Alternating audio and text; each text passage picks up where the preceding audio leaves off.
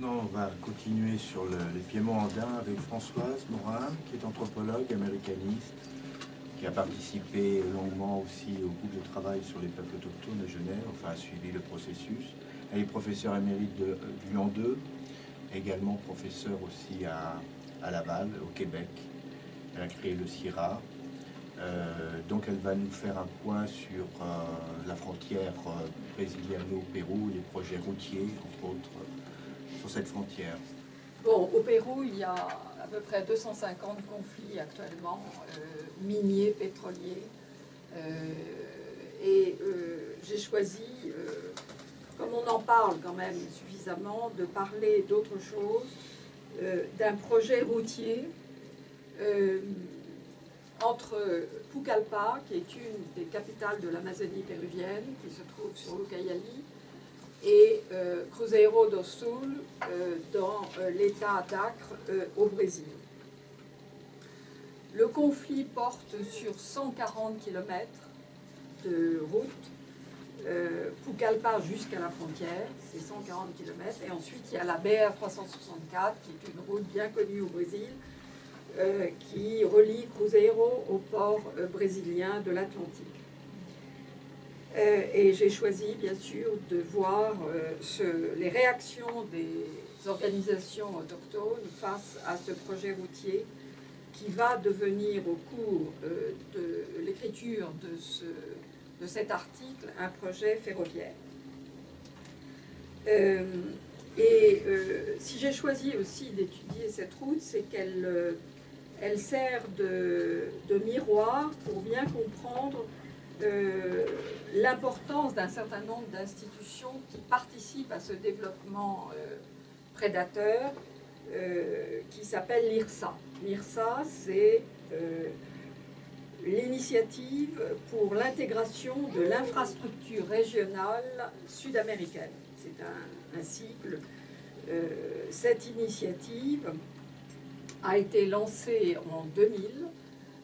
En 2000, le président brésilien Henrique Cardoso avait décidé de fêter le 500e anniversaire de la découverte du Brésil. Et pour cela, il a réuni 11 chefs d'État latino-américains. C'était la première fois dans l'histoire que ces chefs d'État se réunissaient à Brasilia. Et ils ont choisi cette occasion pour lancer cette initiative qui donc devait servir d'intégration économique, sociale et politique des pays latino-américains. Et cette IRSA devait coordonner les actions gouvernementales des 12 pays, puisque c'est les 11 plus le Brésil, pour promouvoir des projets d'intégration d'infrastructures, en particulier dans les transports, dans les communications. Ce projet de route qui, Pucallpa Cruzeiro do Sul, était en réalité un projet très ancien, puisqu'il est né en 1964, à une époque où il n'y avait aucune organisation autochtone, et il avait fait l'objet d'études, de projets de financement, puis il était oublié. Et à la faveur de cette IRSA, qui donc essayait de créer une dynamique pour développer les transports, ce projet est redevenu important, car il faisait partie d'un axe d'intégration. Il faut vous dire que l'IRSA avait découpé l'Amérique du Sud comme un gâteau en axes d'intégration. Il y en avait 10, il y en avait dans la direction nord-sud et dans la direction est-ouest. Donc dans l'article, je donne un schéma de ces 10 axes, et la route Pucallpa Cruzeiro do Sul se trouve dans un de ces axes d'intégration. Et elle devait relier le Pacifique à l'Atlantique. En réalité, cette IRSA, qui devait soi-disant favoriser le bien-être des habitants, etc., répondait à une logique qui était une logique de l'exportation des produits brésiliens, en particulier vers l'Asie et notamment la Chine. Alors, comment réagissent les organisations autochtones à ce projet? D'abord, elles mettent du temps à connaître ce projet, et puis en 2006, sur le plan transnational, c'est-à-dire la CAOI, qui est la coordination andine des organisations indiennes, et la COICA, qui est la coordination amazonienne des organisations indiennes dans les différents pays, commence à se manifester, demande de participer aux réunions de ces 12 pays, tente d'éviter les déplacements de population résultant de tous ces projets d'infrastructure, montre qu'il ne faudrait pas trop dégrader la terre-mer, oppose leur principe de buen vivir, de bien vivre, aux objectifs de l'IRSA, qui veulent en réalité transformer les territoires en lieu de transit des marchandises, et oppose deux conceptions de la nature, leur propre conception, dont je reparlerai un peu plus tard, et celle de l'IRSA, qui conçoit la nature en termes d'obstacles, en termes d'exploitation de ressources naturelles, et donc tout à fait à l'opposé de ce que les autochtones promeuvent. Ce que l'IRSA veut, c'est effacer les entraves géographiques, remodeler la géographie pour faciliter le transit des marchandises vers le Pacifique. Donc il y a une volonté de remodelage de la nature qui doit favoriser cette fameuse intégration qui est à l'origine, au cœur de l'IRSA. Alors, la mobilisation n'est pas seulement transnationale, mobilisation des autochtones, elle est aussi nationale avec, par exemple, au Pérou, la LDC, mais aussi régionale avec la FECONAO, qui est la Fédération des communautés natives de l'Ucayali, dont font partie les Shipibo-Konibo, qui est le peuple autochtone qui va être directement concerné par cette route.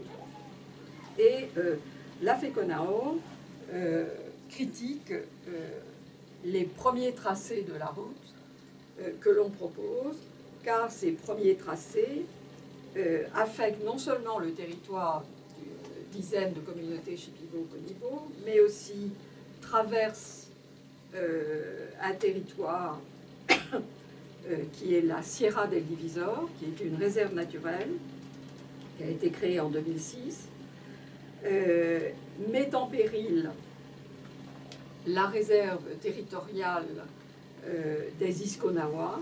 Les Isconawa sont une population d'Indiens qu'on a appelé isolés, que maintenant on appelle plutôt en isolement volontaire. Et dans l'article, il y a toute une partie dédiée à ce phénomène d'Indiens en isolement volontaire, dont je ne parlerai pas ici parce que ça serait trop long.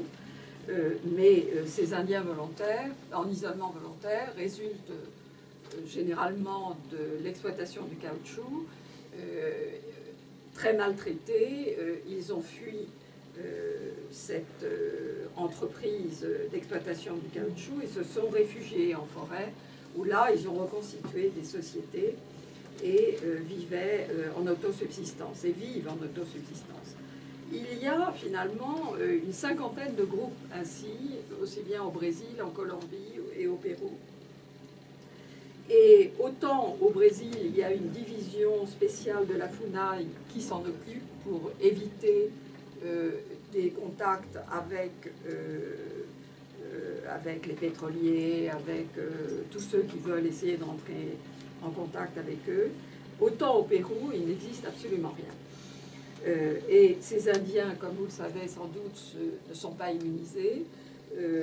Donc ils sont sans défense contre toutes les maladies que nous portons en nous, contre tous les microbes que nous colportons. Et le moindre contact avec des gens de l'extérieur est fatal. Donc pour les gens qui sont intéressés à ces Indiens en isolement volontaire, il faudrait lire la partie que je consacre à ce sujet.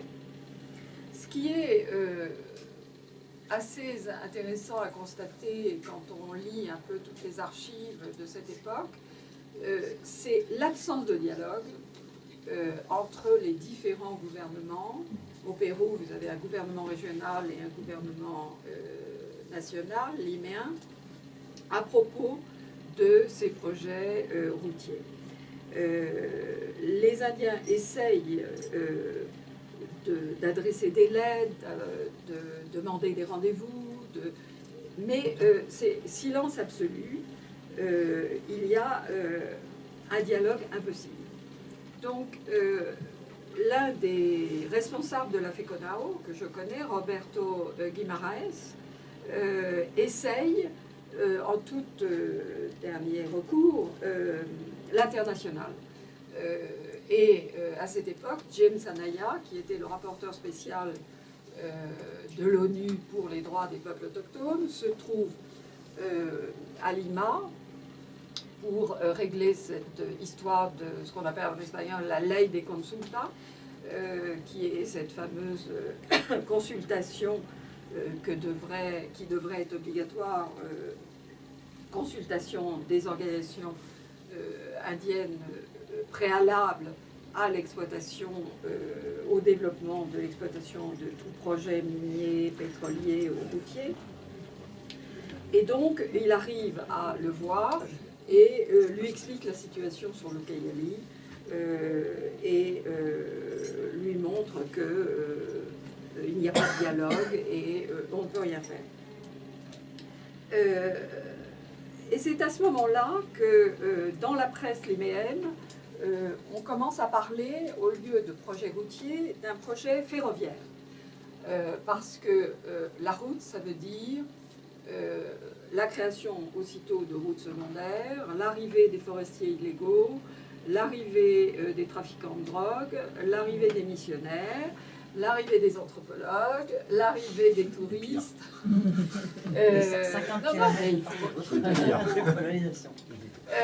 L'arrivée, enfin bref, de toute cette jungle. Pour les anthropologues, c'est un peu dur. Je ne suis pas de la famille. Ça, ils ne sont pas tous comme nous. Donc,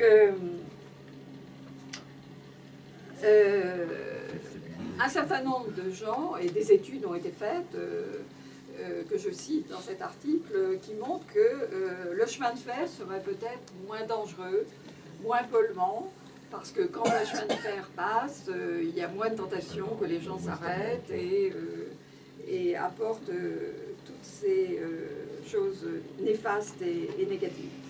Donc, ce projet ferroviaire fait son chemin.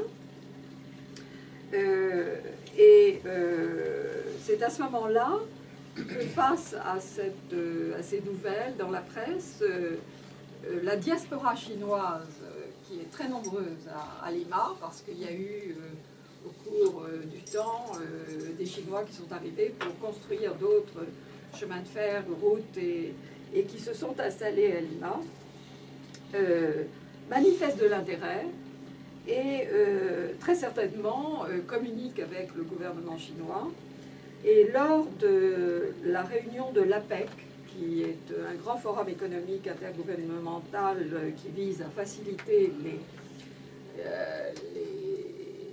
la croissance économique et la coopération entre les pays asiatiques et les pays latino-américains, lors de ce sommet de l'APEC en novembre 2014, eh bien, une entente est signée entre le président chinois et Ollanta Humala, le président péruvien.